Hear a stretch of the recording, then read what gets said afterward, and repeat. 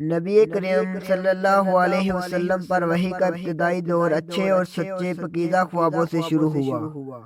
آپ صلی اللہ علیہ وسلم خواب میں جو کچھ دیکھتے وہ صبح کی روشنی کی طرح صحیح اور سچا ثابت ہوتا۔ پھر من جانب قدرت آپ صلی اللہ علیہ وسلم تنہائی پسند ہو گئی اور آپ صلی اللہ علیہ وسلم نے غار حرا میں خلوت نشینی اختیار فرمائی اور کئی دن اور رات وہاں مسلسل عبادت اور یاد الہی ذکر و فکر میں مشغول رہتے، جب تک گھر آنے کو دل نہ چاہتا توشہ ہمراہ لیے ہوئے وہاں رہتے۔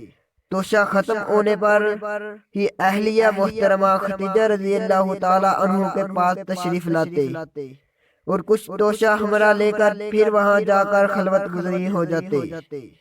یہی طریقہ جاری رہا یہاں تک کہ آپ صلی اللہ علیہ وسلم پر حق منکشف ہو گیا اور آپ صلی اللہ علیہ وسلم غار حرا میں ہی قیام پذیر تھے کہ اچانک جبرائیل علیہ السلام آپ صلی اللہ علیہ وسلم کے پاس حاضر ہوئے اور کہنے لگے، اے محمد صلی اللہ علیہ وسلم پڑھو۔ آپ صلی اللہ علیہ وسلم فرماتے ہیں کہ میں نے کہا کہ میں پڑھنا نہیں جانتا۔ آپ صلی اللہ علیہ وسلم فرماتے ہیں کہ فرشتے نے مجھے پکڑ کر اتنے زور سے بینچا کہ میری طاقت جواب دے گئی، پھر مجھے چھوڑ کر کہا کہ پڑھو۔ میں نے پھر وہی جواب دیا کہ میں پڑھا ہوا نہیں ہوں۔ اس فرشتے نے مجھ کو نہایت ہی زور سے بینچا کہ مجھ کو سخت تکلیف محسوس ہوئی، پھر اس نے کہا کہ پڑھ۔ میں نے کہا کہ میں پڑھا ہوا نہیں ہوں۔ فرشتے نے تیسری بار مجھ کو پکڑا اور تیسری مرتبہ پھر مجھ کو بینچا، پھر مجھے چھوڑ دیا اور کہنے لگا کہ پڑھو اپنے رب کے نام کی مدد سے جس نے پیدا کیا اور انسان کو خون کی پھٹکی سے بنایا، پڑھو اور آپ کا رب بہت ہی مہربانیاں کرنے والا ہے۔ بس یہی آیتیں آپ صلی اللہ علیہ وسلم جبرائیل علیہ السلام سے سن کر اس حال میں غار حرا سے واپس آئے کہ آپ صلی اللہ علیہ وسلم کا دل اس انوکھے واقعہ سے کانپ رہا تھا۔ آپ صلی اللہ علیہ وسلم خدیجہ کے پاس تشریف لائے اور فرمایا کہ مجھے کمبل اڑا دو، مجھے کمبل اڑا دو۔ لوگوں نے آپ صلی اللہ علیہ وسلم کو کمبل اڑا دیا۔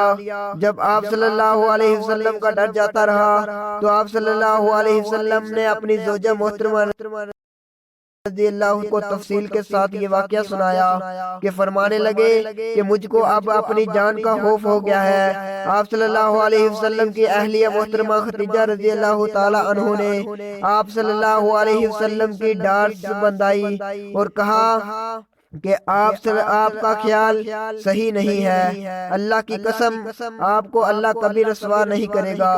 آپ تو اخلاق فاضلہ کے آپ تو کنبہ پرور ہیں، بے کسوں کا بوجھ اپنے سر پر رکھ لیتے ہیں، مفلسوں کے لیے آپ کماتے ہیں، مہمان نوازی میں آپ بے مثال ہیں اور مشکل میں آپ امر حق کا ساتھ دیتے ہیں۔ ایسے اصاف حسنہ والا انسان یوں بے وقت ذلت و خواری کی موت نہیں پا سکتا۔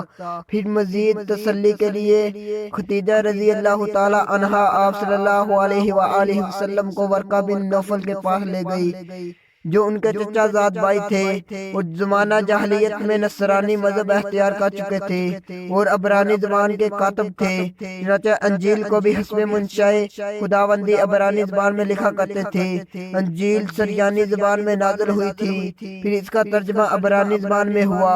ورقہ اسی کو لکھتے تھے۔ وہ بہت بوڑھے ہو گئے تھے، یہاں تک کہ ان کے بینائی بھی رخصت ہو چکی تھی۔ خدیجہ رضی اللہ تعالی عنہ نے ان کے سامنے آپ صلی اللہ علیہ وسلم کے حالات بیان کیے اور کہا کہ اے چچا زاد بھائی، اپنے بھتیجے محمد صلی اللہ علیہ وسلم کی زبانی ذرا ان کی کیفیت سن لیجئے۔ وہ بولے کہ بھتیجے، آپ نے جو کچھ دیکھا ہے اس کی تفصیل سناؤ۔ چنانچہ آپ صلی اللہ علیہ وسلم نے از اول تا آخر پورا واقعہ سنایا۔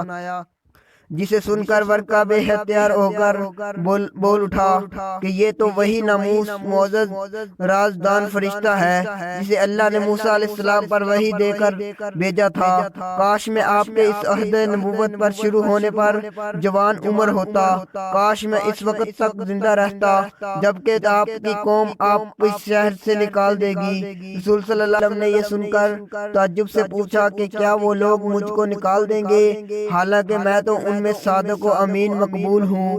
ورقہ بولا، ہاں یہ سب کچھ سچ ہے، مگر جو شخص بھی آپ کی طرح امر حق لے کر آیا لوگ اس کے دشمن ہی ہو گئے۔ اگر مجھے آپ کی نبوت کا وہ زمانہ مل جائے تو میں آپ کی پوری مدد کروں گا۔ مگر ورقہ کچھ دنوں کے بعد انتقال کر گئے۔ پھر کچھ عرصہ تک وحی کی آمد